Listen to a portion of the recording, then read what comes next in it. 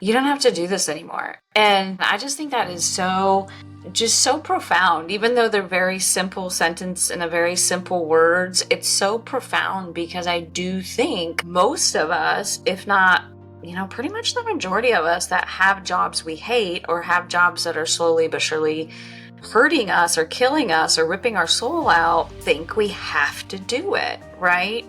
And that's where we get kind of stuck. It's like, no, I have to do this. I have to provide for my family. And those are all really logical, practical things. And that's the one thing that I like to try to be real about. And that's why I wanted to ask you kind of like, what was your journey? Because I think there is some reality and practicalities that we deal with in life. You talked about being a single mom. You had a son. You obviously couldn't just pull the plug out from stuff and act like it didn't impact anybody or that it didn't matter. So I really love what your sister said, but I also love the realities and talking about some of those things too, because I have my own personal realities of what I personally sacrificed. For example, I sold my house.